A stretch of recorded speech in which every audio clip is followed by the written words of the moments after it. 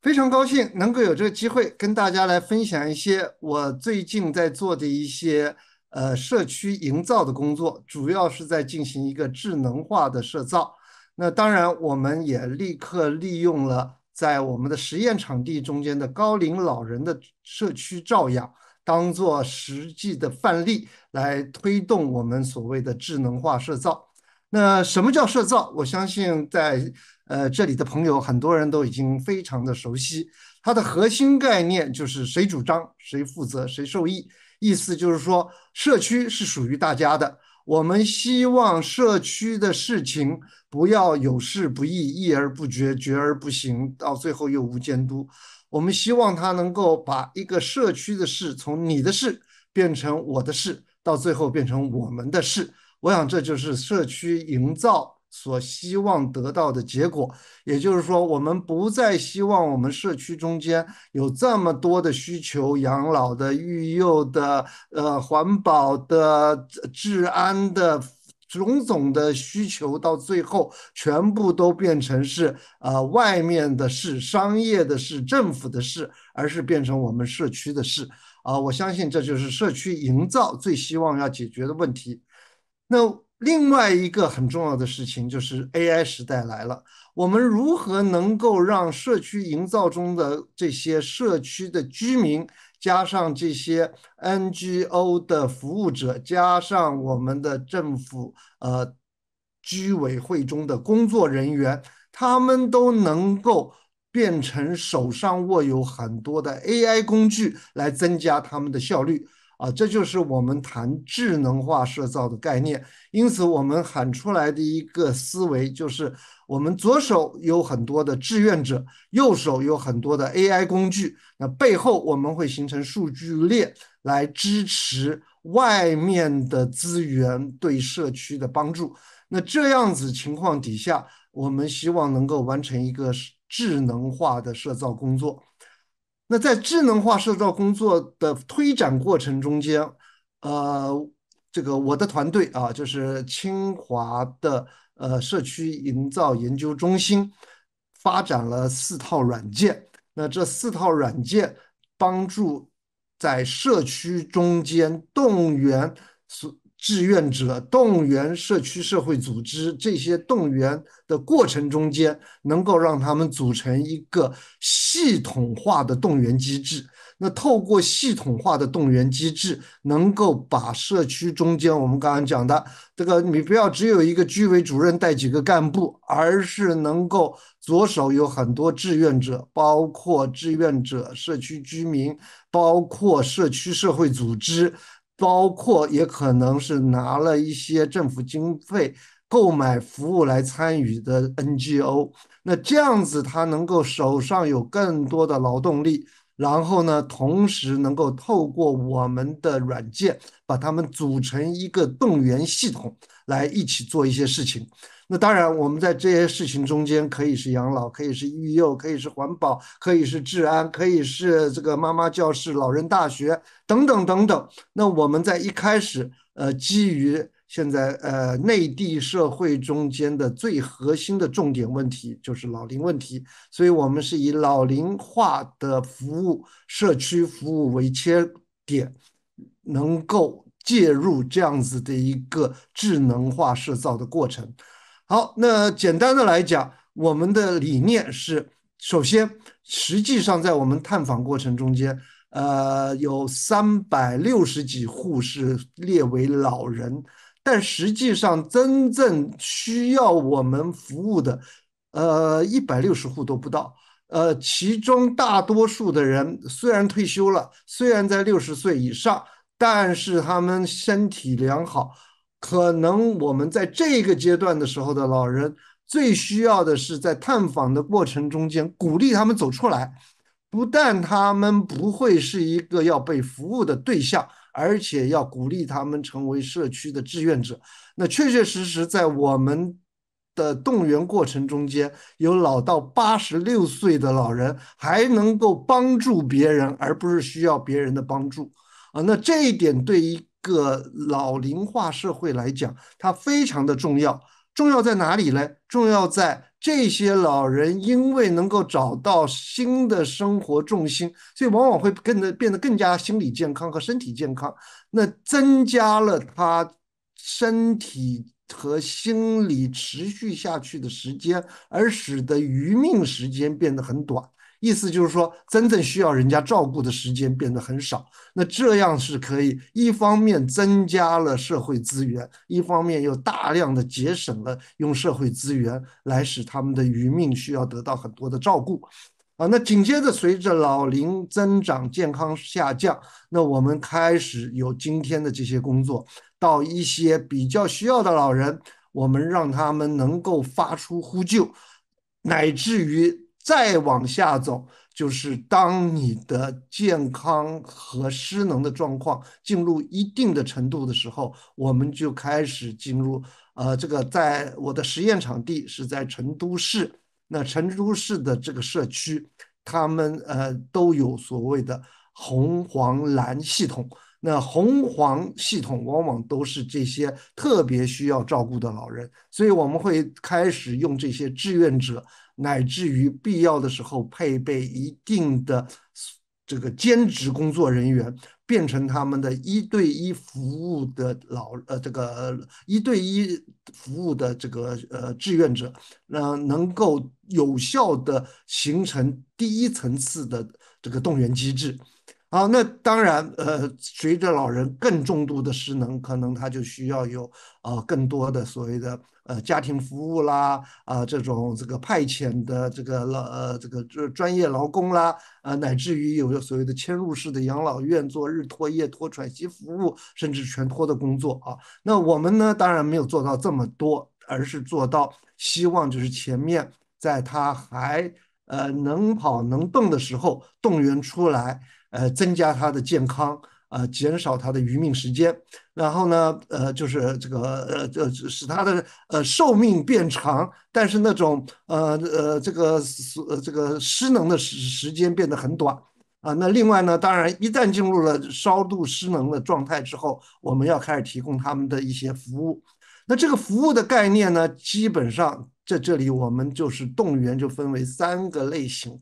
第一个呢，我们有一个软件叫做蓝钮，它的呢就有点点像我们这个滴滴打车，或是有点像我们这个什么美团外卖。它的核心的概念就是说，当你用蓝钮一呼叫，于是就进入了一个志愿者抢单的状态，这很像这些外卖小哥抢单一样。那核心当然就是说，抢单完毕之后，这些呼叫会得到了响应。那第二个就是推单，推单的意思就是说，如果有一些响应，毕竟是志愿者，他们不一定需要反映这些事情，所以我们会说有一些我们理解的。某些志愿者或是某些公益岗位上的人，对某些老人特别熟悉啊，必要的时候我们可以用推荐算法算出来该推荐给谁，所以就会把单推过去。到这里为止，都是志愿者，所以他们没有所谓的 KPI，也没有所谓的闭环。也就是说，万一都没有人接，我们不能来怪这些人。他们是鼓励的，我们后面会讲一些我们使用的鼓励方法，但是呢，却会是说，万一有一些非常重要的事情也发生过，我们在这里头4次，就是老人需要去医院。那当然，我们在一些设备上还有老人走丢，或是老人在家摔跤等等，如果被侦测到，那这都是必须要立刻有人进入的状态。那这时候没有人抢单，没有人推单接单，那我们只好派单。那这就是社区中间居委主任，他要带着他的工作人员立刻去处理这件事情。好，那我们可以看得到，这就是一个我们所讲的动员系统。它先是在内部，第一个动员志愿者，其次是动员可以推单的人，最后才会动员到我们的这个社区中间拿全职，而必须那对他就是有 KPI 有考核。好，那我们紧接着可以说，那整个的过程。那当然，第一个就是志愿者培育，第二个就是需求调查。我们刚才说过，有360多户的老人，我们就要一户一户的去了解那最后我们发觉，大概只有160户的老人让他们装上了蓝钮然后其中蓝红黄这2类深度需要帮忙的，那往往他们又不太会使用这种蓝钮这样子的这个信息化工具这就我们的就是把它放在这个智能手机中间，那他们是有困难的，所以就会发配1对1志愿者帮他们来发布他们的需求。那再来我们要做到的志愿者激励，所以在我们的程序中间就会变成一个时间银行。那你做了什么事就可以配多少积分，然后隔一段时间，它会不断的看到你自己的积分，然后会有这社区的荣誉榜，然后再来到一定的时间的时候，我们会有一些这个活动来奖励他们那最后形成了社区的动员机制，以及我们在腾讯的帮忙下，腾讯捐了我们一些电子化设备，放到这33户老人的家里头，那能够帮我们做出更好的一些这个智能化的动员过程那最后我们希望能够对整个社区在还没有高度失能以前的老人进行一个动员机制，能够完成这样子的一个服务体系。好，那这当然就是我们所用的4个软件第一个是时间银行，第二个是蓝钮需求的发布，第三个是针对那些拿了一定的薪水，或是社区的工作人员，或是拿了社会服务外包经费的 NGO，那他们是因为领了薪水，所以对他们再来做的一件事情，就是可以做工作上的要求，而且可以进行评比，然后最后给他们的 KPI。好，那最后这些数据全部会在一个后台汇总。那紧接着我们可以看得到，腾讯支援了3类型的智能设备主要就放在这33户的老人家中。第一个叫做隐形护理员，它实际上是一个摄像头，核心的功能就是能够看到老人如果摔跤了，出了紧急危险，那我们事先要跟这些老人做很好的沟通，在一次又一次的入户调查中间，说服了这一些最需要的老人跟我们签约。那一个约是当然他要放弃一部分的隐私，另外一个约就是万一我们要破门而入的时候，是可以具有免责权的。好，那另外隐形护理员却又被当地居民有效使用来平常看老人是不是我们都知道，隔一段时间我们对这些老人都要去探访。但是呢，探访是很麻烦的一件事情，也花非常多时间的事情，所以他们最后就变成了用摄像头探访。那银龄守护卡它原来最核心的功能是做如果你走丢了、跑远了、离社区远了，可以提出警告。那但是呢，它银龄守护卡上还有3个按键，第一个按键就被我们设置成为你能够一按就立刻可以跟1对1志愿者会对话，那1对1志愿者就可以帮你去发布你的需求。好，那最后当然就是多模态设备那这个没有只在初步测试中间，那主要是可以收集这些老人身上的健康体征这些东西，那透过算法可以对他的大健康进行监督。好，那我们紧接着可以看得到，那我们所用的这样子的一套过程中间，很核心的就是把它动员机制进行了一个全面的梳理。那最后大家可以看得到这个使用的状况，就是尤其像底下看到的，就是竟然老人有就医的需求，那到了最后我们一定是派单，也要有人去带着他去医院。好，那这个当然就是可以看得到，平常我们都能知道这个老人活动，尤其是每天第一次打卡的时候，就透过我们的社造小助手能够形成一个报告，那他就知道他每天都还在活动。啊，那当然不在话下，这些东西全部都最后进入了我们的整个的后台中间，以及我们有这样子的蓝钮的助手，可以让大家发布各式各样的需求。好，那我们可以看得到，到目前为止回应的情况是，大概50%是纯粹志愿者，只有12%左右的是用到了工作人员。那换句话说，我们的志愿体系在养老这个过程中间开始发挥不错的作用。那紧接着我们可以看得到，那各式各样的需求都有，其中很多的是生活需求，其次是代买代卖的需求，当然最多的需求是精神上需要有人去聊天。那真正到达必须派单的，那我们在这一段时间中间也只发生过4次。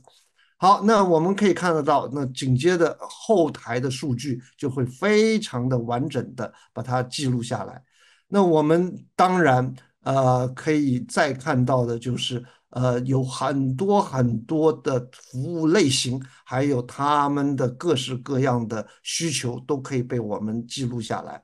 那最后我们要谈的就是另外一个软件，它是一个时间银行软件。平常志愿者的任何工作都会累积在时间银行中间。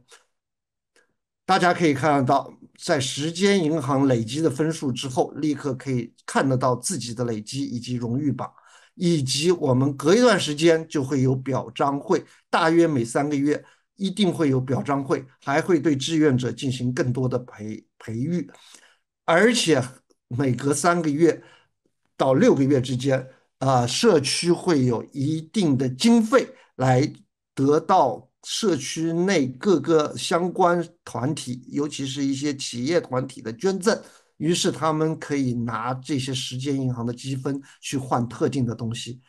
在这个过程中间，我们非常感动的一件事情是，竟然他们这些志愿者换来的东西2/3是最后又赠予了那些老人。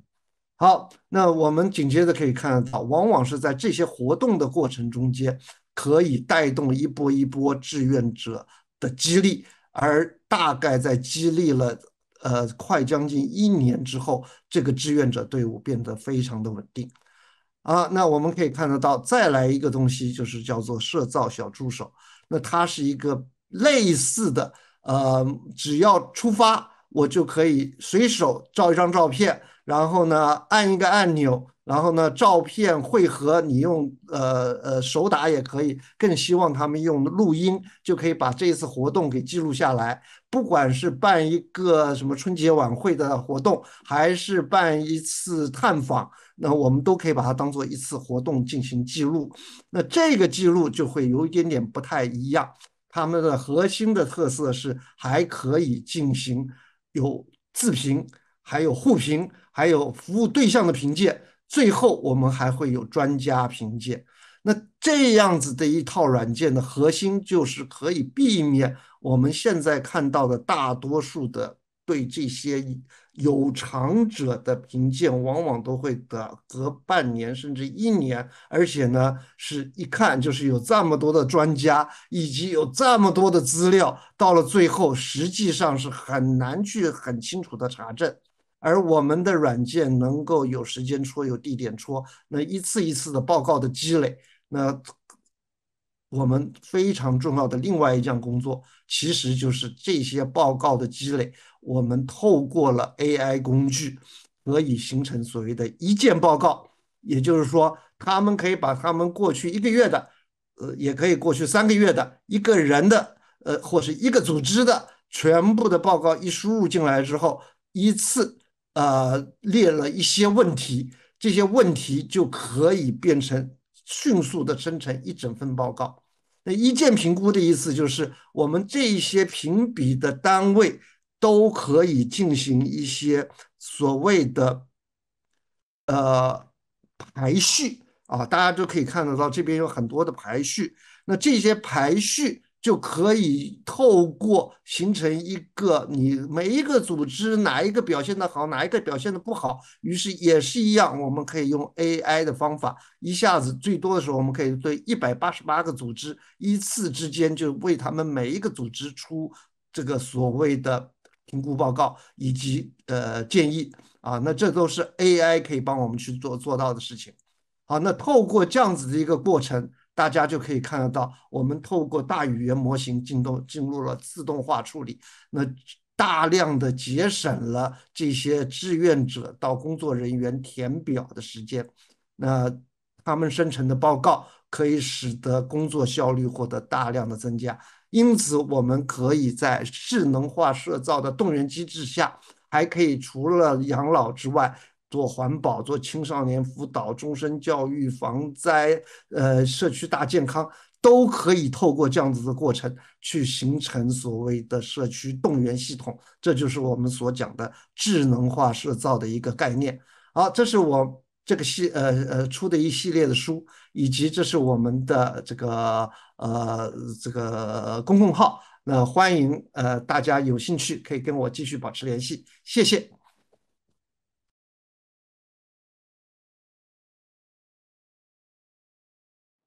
Hello, I'm Andreas Richter from the Swedish Post and Telecom Authority. I'll be speaking about accessibility and usability that are key aspects of digital inclusion.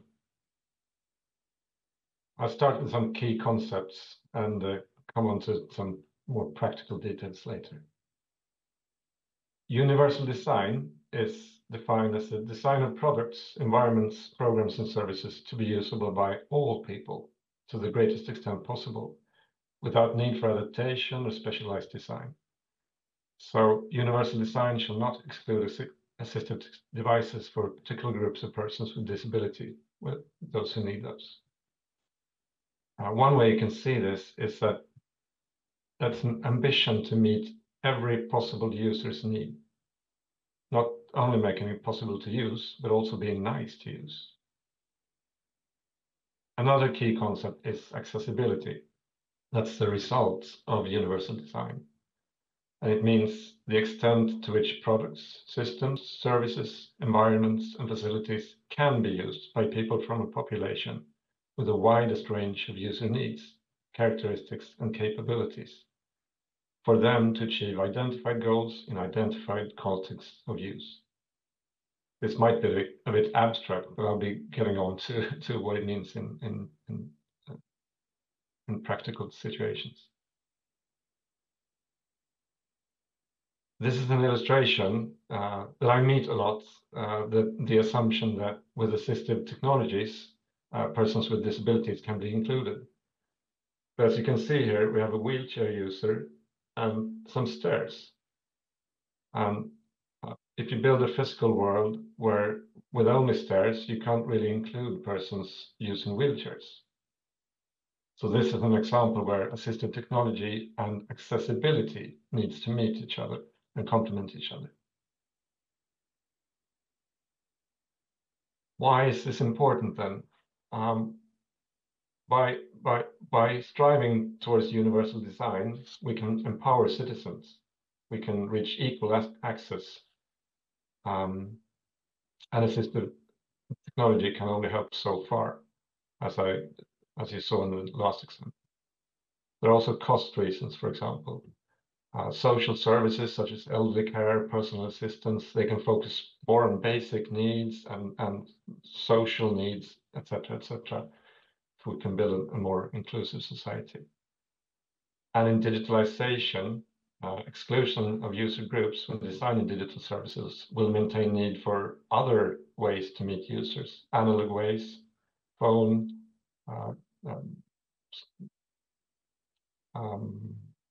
offices, etc., etc. So exclusion from society causes also other side effects, health problems, unemployment, etc., etc. There are also policies, international conventions, for example, where social inclusion is part of Agenda 2030, and the UN Convention of Rights for Persons with Disabilities states that we need to work, every country, every region needs to work on universal design. of the states that are have ratified the convention, I should add. Here's another example from the digital world. Blind users can use screen readers. Those are softwares that can provide spoken outputs or outputs to braille displays. On the left, you can see a photo of a braille display where it's actually in my hand. You can read the output from the computer in braille. But these softwares can interpret code from the web or apps, etc., given that the web and apps are designed and coded correctly. So on the left, we have the assistive technology. On the right, we need an accessible website, an accessible app, etc., in order for them to interact with each other. An example of a practical example is headings, which is commonly for us, I can see. I see a bold heading, and that's to me a heading. But if it's not coded as a heading, blind users, for example, they can't scroll the website. They need to read the website from A to Z in order to get the information. We can use our eyes to scroll, but if you're blind, you need some practical coding and able to read and scroll the web page. For many users, though, accessibility is enough, and it often comes down to combining modalities. For example, when you embed a video in a web page, or if you have a video, you need to have captions in order for persons with hearing loss to be able to get the information. Usually sign language to reach those who are deaf and hard of hearing. And audio description is where a blind user can get the information, because there are descriptions of everything that is shown on the video that is really relevant for the user to see. You need to combine color and form. For example, for those who are visually impaired or have color blindness, if you design buttons that are the only difference between two buttons is the color, you can't see which button is used for which purpose. But if you design them with various shapes, for example, you can use them. And you also need images and illustrations that supports and strengthens the textual information, because some users prefer text, they can understand text, and that's among all of us. We understand things in various ways, so it's not only for persons with disabilities. Every user is helped by designing for a broad spectrum of users. We have a way in my authority to visualize how things come together and the mechanism for digital inclusion. On the upper hand, you see public and private services. Those need to be designed using the principle of universal designs, so we can reach accessibility and prevent obstacles on the upper side. On the other side, we need to support individuals and strengthen their capabilities. And on this side, we have a lot of access is on this side. Access to the internet, access to terminals, the capability to use them, the competence to use them, the competence to use services, and access to assistive technologies, for example. The result is user access to digital services.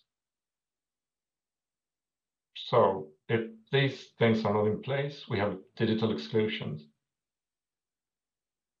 But through these mechanisms, we can reach digital inclusion and participation in society for everyone. I've mentioned some other aspects of digital access, and there can be things that are not really digital, but need to be in place in order to include everyone.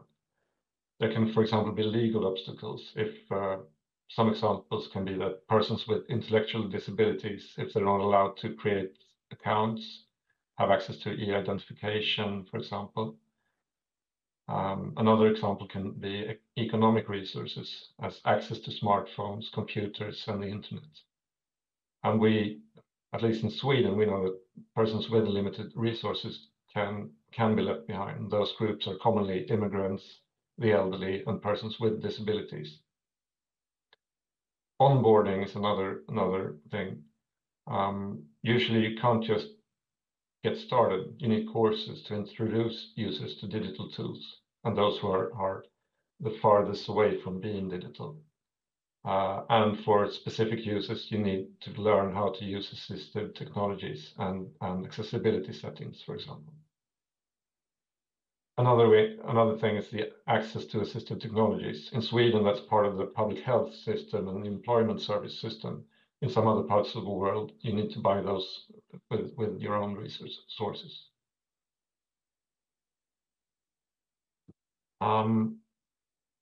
This is a map of Sweden, but we're part of the world.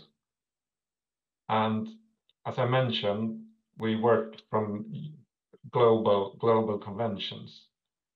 But we're also part of Europe and the EU. And a lot of policy that we use in Sweden and laws, etc., are made in the EU because it's better for the market. For example, accessibility requirements, accessibility laws would not come into force and would not be efficient if we didn't come together. So we're just part of a larger system. There are some Central European law in accessibility and universal design. I'll mention three here. One is the Public Procurement Act, which means that all procurement in public sector, you need to set up requirements for accessibility. When you buy something that shall be used by humans, you need to require that accessibility is taken into account. Another is the Web Accessibility Act, which came into force a few years ago, where every website and app provided by the public sector shall be accessible for persons with disabilities. And the last one, the European Accessibility Act, will come into force next year. And that act concerns private sector. So digital services for consumers shall be accessible. And some examples are banking services, e-commerce, transport services, TV and streaming services, electronic communication, telephony, video calls, etc., etc., e-books. And there are a lot of products that shall be accessible as well. For example, computers, smartphones, self-service terminals in airports and railway stations, and payment terminals in stores, TVs.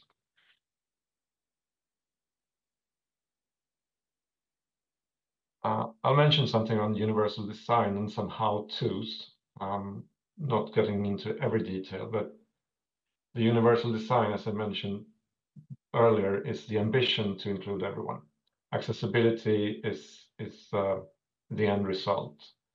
And you can use standards and laws to provide accessible products and services. But that doesn't mean everyone can use them. Everyone can use them and like to use them. So for equality, you need to have a larger ambition to design and include everyone. So some how-tos are that you need to design with users. For example, when designing a service, you usually have an idea of what the service shall be in a context. But if you include users to define the service, you might get a lot of great input on what their needs actually are. So by including them even before setting up the exact service that you shall provide, you can get some ideas on what the service really need to be. And then through all process, include them in testing, prototyping, etc., etc.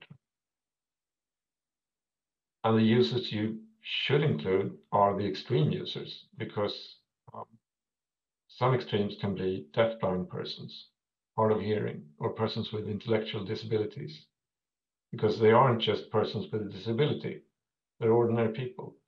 They can be married or single, have kids or not, having a career, being unemployed. So that, I mean,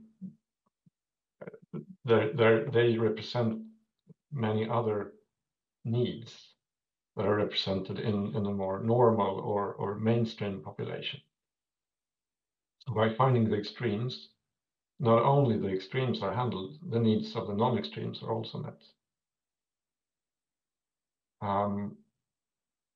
And of course, when you've introduced your service, your product to the market, keep gathering reports on user needs from customer service, surveys, etc., so that you get the input from the actual users of the service you provide.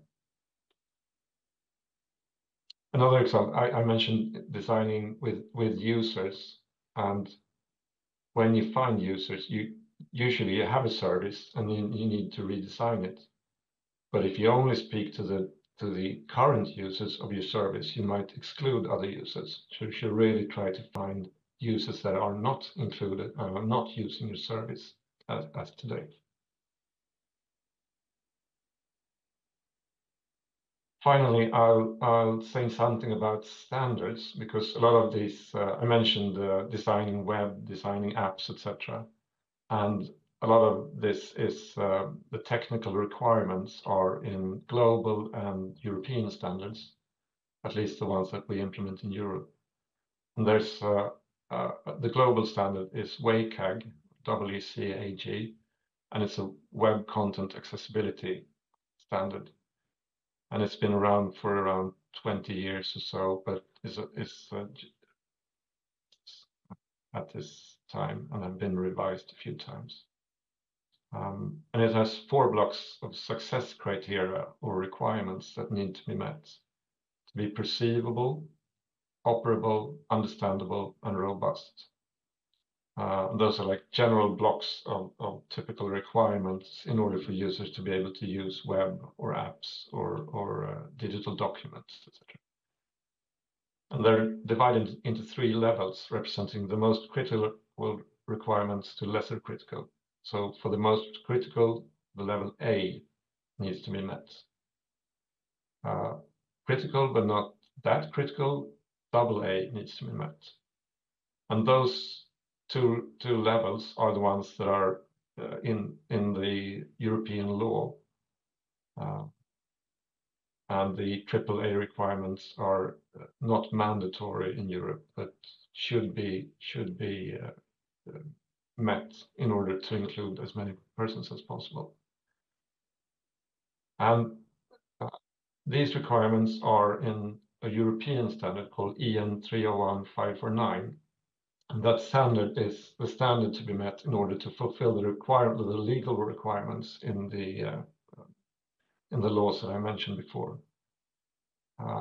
We also know that this standard is used in other parts of the world, for example, Australia and Canada. So the intention is not to just use it in Europe, but in order for a global market to work, we like that it's being used all over the world. But the boxes are not, they're overlapping, but the EN 301-509 contains other requirements as well. For example, for video conferencing and other, the design of products, etc. So WCAG is more focused on services. EN 301-509 also include physical design of physical products with digital interfaces. That's my short introduction to this topic, and I'll end with hoping that by designing for everyone, we don't need to catch up and exclude persons from the digital society. You can contact me using email or telephone, and my email is andreas.richter. Oh, forgot what it's called, at pts.se. And my phone is +46 8 765 5853. Thank you. Thank you, Andreas, for your enlightening presentation. Hello, Andreas. Hi. So Hello.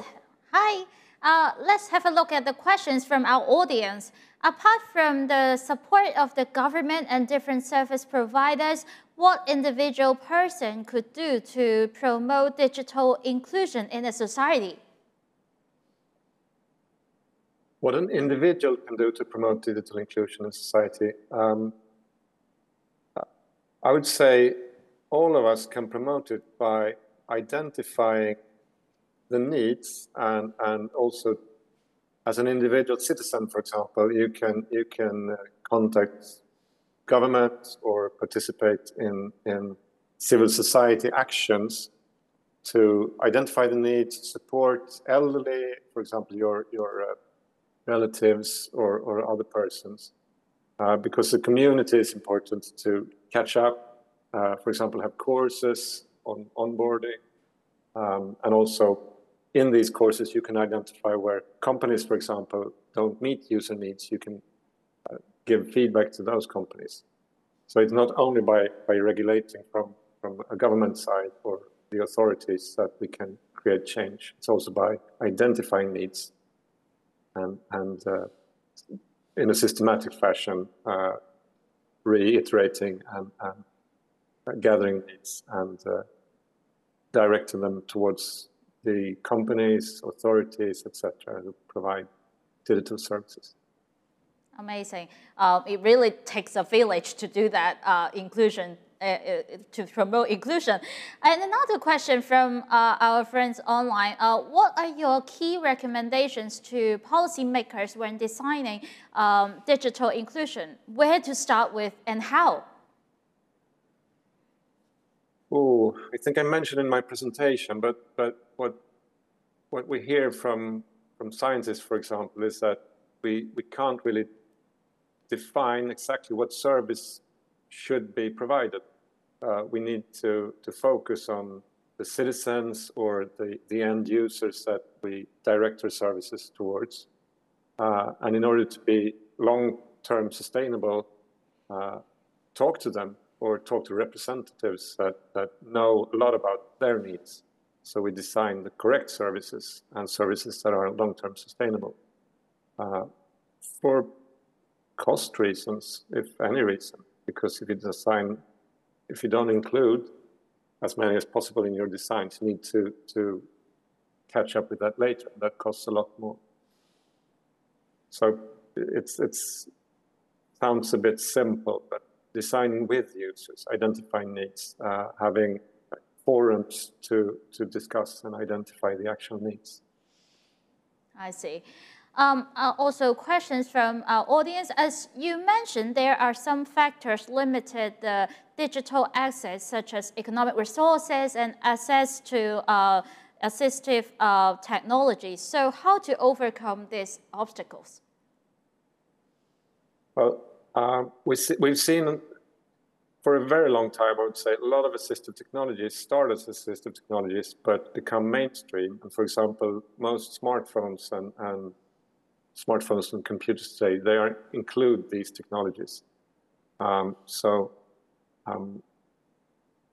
at least in Sweden, where we have, it's a social welfare system where you provide assistive technologies,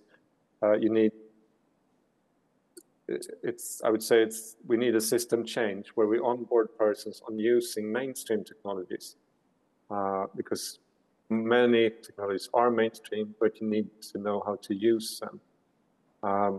But apart from that, I would say I don't know about Hong Kong or your part of the world, but a system where you can at least have some benefits or subsidiaries for accessing assistive technologies.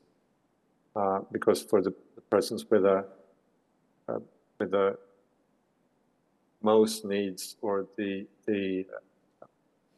extreme users, you still need assistive technologies. But onboarding is a key factor. You need to know how to use them in order to be empowered and actually be a part of the digital society. I see. And next question. When we talk about universal design, it is important to design with users and keep listening to their needs. But what should we do if there is a dilemma occurs, such as cost and technology limitation? How should we do?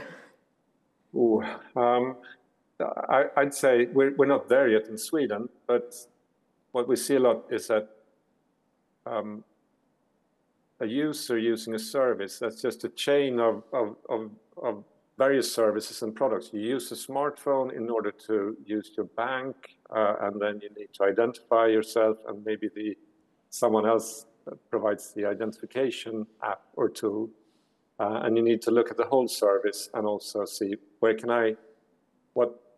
what services do we use. For example, if I'm in the bank, what services are we relying on in order for the user to use our bank, and try to provide as many possible solutions for accessing the bank. For example, various ways of identifying yourselves, interoperability with as many smartphones or computers as possible, etc. And I would say one way is actually by testing with users and testing with the user tools and technologies they use. So UX testing, but with an accessibility focus as well. So don't exclude the assistive technologies in your tests because the mainstream users don't use them. You need to also include the users with the most extreme needs and uncommon technologies. Thank you. Next question is, so you mentioned about like the European standard, and we actually know that even in Europe, is no matter from charger to the chocolate that you buy from supermarket, they have a standard. And is the current European standard applied to all digital products? And is there any incentives or mechanism to encourage companies' digital solutions to be more inclusive? Yeah, I mentioned the EN 301-549 standard, which is it's focused on functional needs. So it's not the intention is not to hinder innovation, but rather on the result you need to access in various ways and by using the site or listening, etc., etc. There's also a standard for which is in place. It's under revision, but for how to design using universal design. It's called EN 17161. So it's for organizations, any organization that needs to set up a process for how to include users, how to design, how to reiterate and keep providing accessible and universally designed services and products. Sorry, could you repeat the question? I think I was probably answering it, but. Okay, thank you very much. Thank you for your time again. And we hope to see you in person one day, and good luck to your work. Thank you. Bye-bye. Bye-bye.